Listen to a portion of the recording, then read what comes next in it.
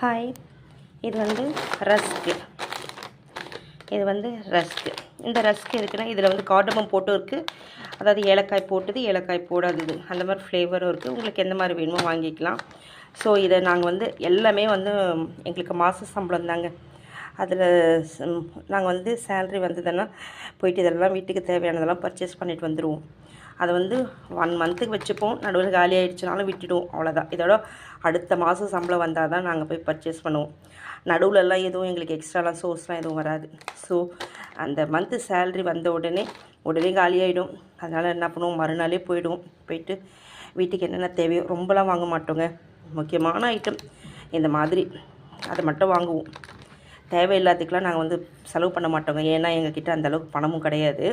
அதனால் முக்கியமானதுன்னா மட்டும்தான் நாங்கள் செலவு பண்ணுவோம். அதனால் இந்த மாதிரி ஒரு பேக்கெட் ரஸ்க் வாங்கிட்டு வருவோம். இது என் பெரிய பொண்ணுக்கு ஒன்று, என் சின்ன பொண்ணுக்கு ஒன்றுன்னு சொல்லிட்டு 2. இது வந்து மசாலா, 2மே மசாலா ஓட்ஸ் தாங்க. இது வந்து காலேஜ்லேருந்து வந்த உடனே அவங்களுக்கு பசிக்கும் பாருங்கள். அதனால் இது குயிக்காக ரெடி ஆகிடும். சுடு தண்ணியில் போட்டு அப்படியே மிக்ஸ் பண்ணி சுட குடிக்கலாம். சூப்பராக இருக்கும். வெளியிலேருந்து வந்தோடனே டயர்டாக இருப்பாங்க பாருங்கள், ஃப்ரெஷ்அப் பண்ணிட்டு இந்த மாதிரி கலந்து குடிக்கலாம். இது வந்து உங்களுக்கு டீ போட்டு ஒரு 2 ரஸ்க் தொட்டு சாப்பிட்லாம். கொஞ்சம் எனர்ஜியாக இருக்கும். அதனால தான் இந்த விஷயத்தை நாங்கள் ஃபாலோ பண்ணுறோம்.